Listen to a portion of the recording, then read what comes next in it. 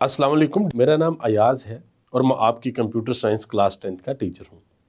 Dear students, हम अपनी आज की क्लास में ये सीखेंगे कि हम सी लैंग्वेज के अंदर कमेंट्स किस तरीके से लिखते हैं और उनका सिंटैक्स क्या होता है। हम आज प्रैक्टिकल करेंगे अपने integrated development environment code blocks के ऊपर।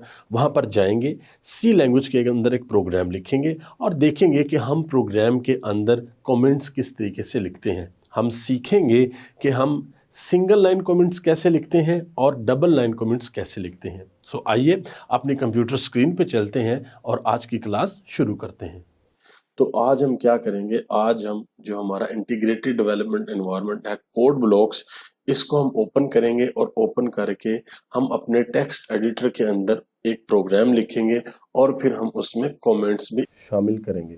तो सबसे पहले हम क्या करेंगे, सबसे पहले हम कोड ब्लॉक्स को ओपन करते हैं और ओपन करने के बाद हम अपनी एक फाइल क्रिएट करेंगे या एम्प्टी फाइल क्रिएट करेंगे और फिर हम अपना प्रोग्राम लिखेंगे।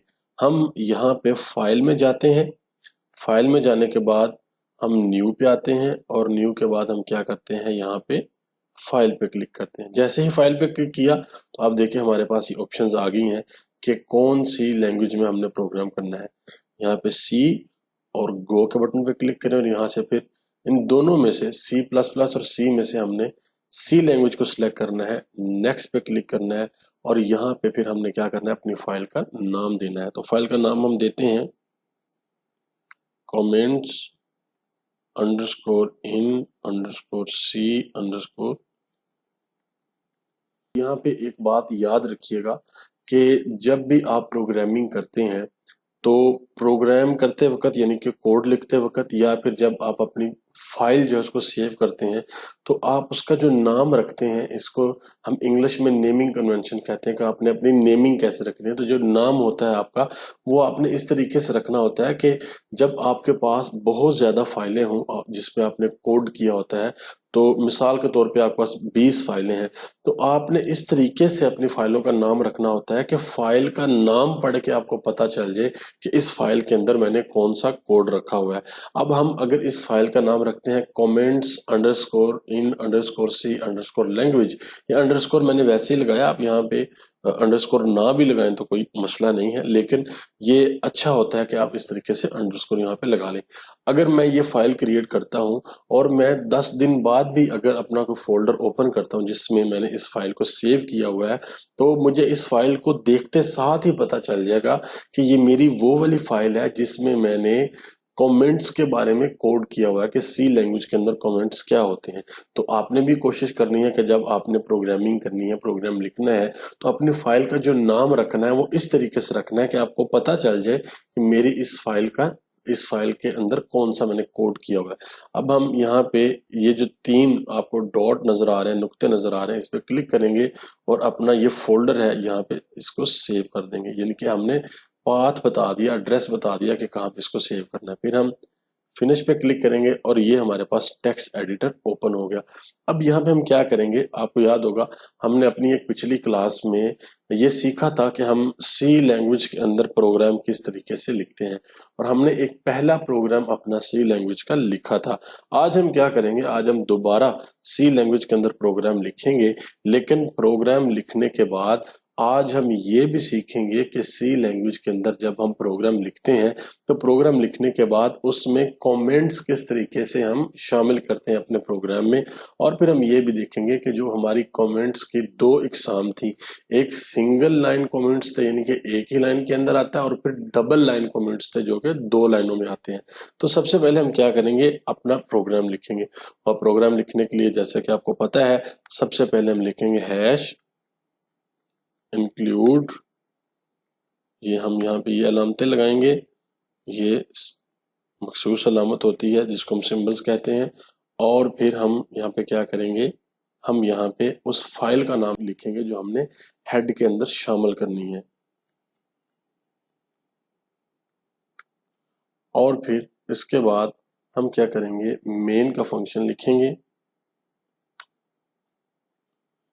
ये मेन का फंक्शन हो गया और फिर हम मेन फंक्शन की बॉडी बनाएंगे। ये जो हमने बॉडी बनाई है, आप इसको यहाँ पे भी इस तरीके से भी लिख सकते हैं, आप इसको यहाँ से ऐसे भी कर सकते हैं, जैसे आपको मुनासिब लगे, जैसे आपको अच्छा लगे आप कर सकते हैं।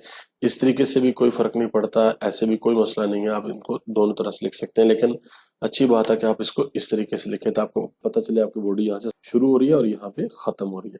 अब हम क्या करेंगे, अब हम यहाँ पे एक कोड लिखते हैं। वो कोड हम क्या लिखेंगे, हम फंक्शन लिखते हैं प्रिंट एफ, और फिर इसके अंदर हम लिखेंगे आई एम स्टूडेंट ऑफ क्लास 10, कि मैं 10 क्लास का स्टूडेंट हूँ। ये आपके बुक में भी एग्जाम्पल कोड 1.1 जो है वो दिया हुआ है, हम उसी को लिख रहे हैं ताकि आपको सही से समझ आ सके। अब हम क्या करेंगे, अब हमने अपने इस कोड के अंदर कमेंट्स को ऐड करना है। मिसाल के तौर पे हम क्या करते हैं, हम बताते हैं, एक अगर कोई पहली दफा हमारी फाइल को ओपन करेगा या हम खुद ही ओपन करते हैं तो हमें पता लगना चाहिए कि कौन कौन सी क्या चीजें हैं और ये कोड हमारा क्या करेगा। तो हम सबसे पहले ये जो हमारा प्रोग्राम है इसके बारे में यहाँ पे एक कमेंट लिखते हैं। क्या कमेंट लिखते हैं, this program display I am student of class 10। हम लिखा this program display I am student of class 10 on the output screen. ये जो आउटपुट स्क्रीन होगी उसके ऊपर ये प्रोग्राम क्या करेगा, ये प्रोग्राम लिखेगा आई am student of class 10th, और ये है हमारा कमेंट। अब हमने क्या करना है, आपको याद होगा कि हमने पढ़ा था कि हमारे पास जो कमेंट की अकसाम होती हैं वो दो अकसाम होती हैं। जो पहली किस्म होती है वो कौन सी होती है, वो हमारे पास सिंगल लाइन होती है जिसको हम इस तरीके से करके लिखते हैं। ये हमारा सिंगल लाइन कमेंट है, जैसे कि मैं लिखता हूं दिस इज कमेंट। और दूसरी जो हमारे पास ऑप्शन होती है वो कौन सी होती है, वो हमारे पास होती है मल्टी लाइन। उसको हम क्या करते हैं, फॉरवर्ड स्लैश स्टार और लिखते हैं दिस इज कमेंट और फिर स्टार फॉरवर्ड स्लैश। अब हमने क्या किया, ये देखें, ये तो मैंने वैसे ही 1 लिख दिया, ये 2 लिख दिया आपको समझाने के लिए, लेकिन जो कमेंट है वो यहाँ से स्टार्ट हो रहा है कि ये हमने जब 2 फॉरवर्ड स्लैश लगा दी और इसके आगे कुछ भी लिख दिया तो ये हमारा सिंगल लाइन कमेंट होगा। और जब हम ये फॉरवर्ड स्लैश और ये स्टार और फिर दिस इज जो भी हमने लिखना है, अगर ये 2 लाइनों में या 2 से ज्यादा लाइनों में है, यहाँ से स्टार्ट होके यहाँ पे एंड होगा, यानी कि यहाँ से शुरू होगा और यहाँ से एंड होगा, तो इन दोनों के दरमियान जो भी हम लिखेंगे वो हमारा कमेंट होगा। लेकिन ये हमारा सिंगल लाइन कमेंट है और ये हमारा डबल लाइन कमेंट है, यानी कि मल्टीपल लाइन कमेंट है। तो अब हम क्या करते हैं, अब हम इसको खत्म करते हैं और ये जो हमने कमेंट लिखा है इसको हम क्या करते हैं, फॉरवर्ड स्लैश करते हैं। तो ये देखें, ये हमारे पास क्या आ गया, ये हमारे पास सिंगल लाइन कमेंट हो गया। और उसके बाद हम क्या करेंगे, एक और कमेंट यहाँ पे ऐड करते हैं, लिखते हैं दिस इज मेन फंक्शन, के ये मेन फंक्शन है। उसके बाद हम एक और कमेंट ऐड करते हैं यहाँ पे,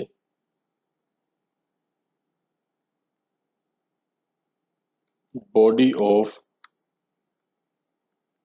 main function starts from here, कि जो मेन फंक्शन की बॉडी है वो यहाँ से स्टार्ट हो रही है।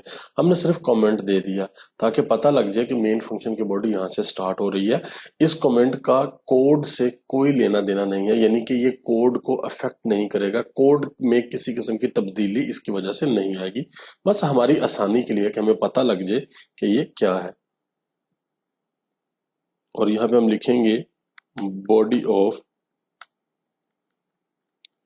मेन फंक्शन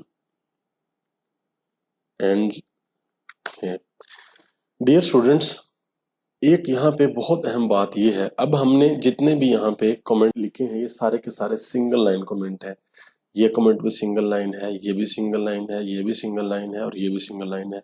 अब हम मिसाल के तौर पे ये जो हमारा कमेंट है इसको अगर हम 2 लाइनों में लेके आते हैं तो उसके लिए क्या करना पड़ेगा, उसके लिए हमें यहाँ पे जो सिंटैक्स है उसको चेंज करना पड़ेगा इस तरीके से, /* और फिर यहाँ पे क्या करना पड़ेगा, */। तो ये हमारा मल्टीपल लाइन कमेंट हो गया, यानी कि इसके और इसके दरमियान में जो भी है वो हमारा कमेंट होगा एक से ज्यादा लाइन के अंदर। ठीक है, अब आप सोच रहे होंगे कि हमारा ये छोटा सा प्रोग्राम है तो यहाँ पे क्या जरूरत है ये कमेंट लिखने की। एक बात हमेशा याद रखिएगा कि प्रोग्रामिंग के अंदर जब हम बड़े बड़े प्रोग्राम लिखते हैं, जब हम सॉफ्टवेयर्स बनाते हैं, जब हम एप्लीकेशंस बनाते हैं, तो वहां पर क्या होता है, वहां पे हजारों की तादाद में लाइंस होती हैं जहां पे कोड लिखा जाता है। जैसे आपको यहाँ से देखें 1 2 3 4 5 और ये हमारा कोड 13 लाइन पे आके एंड हो रहा है। लेकिन जो बड़े कोड होते हैं, जो ज्यादा बड़े प्रोग्राम होते हैं, उनके जो नंबर ऑफ लाइंस होती है, यानी कि लाइन कोड होता है, वो होता है 10,000 लाइंस के अंदर, 20,000 लाइंस के अंदर। तो वहां पे आप खुद सोचें कि एक इंसान क्या याद रख सकता है कि मैंने कहाँ पर क्या लिखा हुआ है।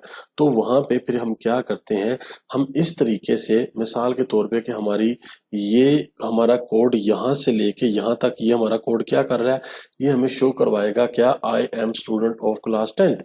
तो हमने लिख दिया, इसके ऊपर हमने लिख दिया कि ये कोड ये काम करेगा। इसी तरह से जब हम बड़े बड़े सॉफ्टवेयर बनाते हैं, एप्लीकेशंस बनाते हैं, तो वहां पे जितने भी कोड के मुख्तलिफ हिस्से होते हैं, उन हिस्सों के ऊपर या नीचे या उनके सामने हम लिख देते हैं कि ये वाला कोड हमारा ये काम करेगा। उसका फायदा क्या होता है, उसका फायदा ये होता है कि अगर आपकी जगह कोई दूसरा प्रोग्रामर आ जाए या दूसरा डेवलपर आ जाए तो उसके लिए उसको समझना बड़ा आसान होता है। उसको पता होता है कि मुझसे पहले यहाँ पे इंसान जो काम करता था किसी कंपनी में, उसने अगर काम किया हुआ है तो किस तरीके से किया हुआ और कोड किस किस चीज का किया हुआ है। और दूसरा, अगर आपने खुद कोड किया है और आपका कोड बहुत बड़ा है तो आपने अगर अच्छे तरीके से कमेंट्स अपने कोड के अंदर लिखे होंगे तो आप अपना कोड अगर 10 साल के बाद भी ओपन करके देखेंगे तो आपको पता लगेगा कि मैंने कहां पर क्या कोड लिखा हुआ है। और जो अच्छा प्रोग्रामर होता है और जो अच्छा कोड लिखने वाला इंसान होता है, उसकी ये निशानी होती है कि वो अपने कोड के अंदर बहुत अच्छे तरीके से कमेंट्स लिखता है। कोई भी उसके कोड को देखे तो उसको पता लग जाता है कि इसने कोड के अंदर क्या लिखा हुआ है। अब हम क्या करते हैं, ये तो हमने कमेंट्स लिख लिए, अब हम क्या करते हैं, अब हम अपने इस प्रोग्राम को बिल्ड करते हैं और देखते हैं कि हमारे प्रोग्राम में कोई एरर तो नहीं है। अब इस बिल्ड के बटन पे क्लिक करूंगा, जैसे ही हमने क्लिक किया तो हमने देखा कि हमारा प्रोग्राम बिल्ड हो चुका है, यानी कि कंपाइल हो चुका है और इसमें किसी किस्म का कोई एरर या वार्निंग नहीं है। अब हम क्या करेंगे, अब हम रन के बटन पे क्लिक करेंगे और क्लिक करके हम अपनी आउटपुट को देखेंगे। जैसे ही क्लिक किया तो आप ये देख सकते हैं कि हमारे पास आउटपुट आ गया, आई एम स्टूडेंट ऑफ क्लास 10। ये आप देख सकते हैं कि ये हमने प्रिंट एफ यहाँ पे लिखा था, print F I am student of class 10। तो ये हमारे पास जो कंसोल स्क्रीन है ब्लैक कलर की, हमारे पास लिखा आ गया आई एम स्टूडेंट ऑफ क्लास 10। तो इस तरीके से आप देख सकते हैं कि हमने ये प्रोग्राम भी आज दोबारा कर लिया, सीख लिया कि प्रोग्राम कैसे लिखते हैं। और हमने आज की क्लास में कमेंट्स के बारे में भी सीख लिया। हमने इससे पहले जो क्लास पढ़ी थी, हमने लाइट बोर्ड के ऊपर ये सीखा था कमेंट्स क्या होते हैं, उनकी इकसाम क्या होती हैं, उनके फवायद क्या होते हैं, कमेंट का सिंटैक्स क्या होता है। और आज की क्लास में हमने प्रैक्टिकली सीख लिया कि कमेंट क्या होते हैं, उनको किस तरीके से लिखा जाता है। और यहाँ पे एक बात याद रखिएगा, अगर आप यहाँ पे सिंटैक्स में कोई गलती कर दें, मिसाल के तौर पे आप ये स्टार लिखना भूल जाएं और फिर आप इसको बिल्ड करें, जैसे ही आप बिल्ड करेंगे ये देखें आपको एरर आ जाएगा, आपको बता देगा कि लाइन नंबर 4 पे कोई एरर है। तो आपने गलती नहीं करनी, आपने यहाँ पे सिंटैक्स अपना ठीक लिखना है। या आप यहाँ पे किसी किस्म की गलती कर देंगे सिंगल लाइन कमेंट में, फिर भी बिल्ड करेंगे तो आपको एरर आ जाएगा। तो आपने यहाँ पे कोई गलती नहीं करनी। अगर आपने कमेंट लिखा होगा सही तरह से तो वो कोड के अंदर किसी किस्म की तब्दीली नहीं लेके आएगा। लेकिन अगर आप कमेंट सही तरह से नहीं लिखेंगे तो जो आपका कंपाइलर है वो आपके कमेंट को कोड समझेगा, वो समझेगा ये भी कोई कोड है। अगर तो आप इसको इस तरीके से लिखेंगे या इस तरीके से मल्टीपल लाइन में लिखेंगे, यानी कि 2 लाइनों में लिखेंगे, तो आपका कंपाइलर समझ जाएगा कि ये कमेंट है, इसको मैंने एग्जीक्यूट नहीं करना, इसको मैंने चलाना नहीं है। तो वो सिर्फ आपके कोड को, यहाँ पे आपके कोड को चलाएगा। लेकिन अगर आपने कोई मिस्टेक कर दी, कोई गलती कर दी, तो वो उसको कोड समझ के उसको चलाएगा, और वो हमने गलत लिखा होगा, वो उसकी कोई वजह नहीं बनती होगी, तो वो फिर क्या करेगा, वो हमारे पास एरर आ जाएगा। तो मैं उम्मीद करता हूँ कि आज की क्लास में जो हमने कमेंट्स के बारे में पढ़ा, सिंगल लाइन कमेंट के बारे में पढ़ा, मल्टीपल लाइन के कमेंट के बारे में पढ़ा, इनके सिंटैक्स में के बारे में पढ़ा, और हमने ये भी देखा कि हमारे पास अगर सी लैंग्वेज में एक प्रोग्राम हो तो हम उस प्रोग्राम के अंदर कमेंट लिखते किस तरीके से हैं, ये बहुत अहम बात थी। मैं उम्मीद करता हूँ कि आपको आज की क्लास सही से समझ आई होगी। मैं उम्मीद करता हूँ कि आपको आज की क्लास सही से समझ आई होगी। हम जल्द मिलेंगे अपनी अगली क्लास में, तब तक के लिए अल्लाह हाफिज।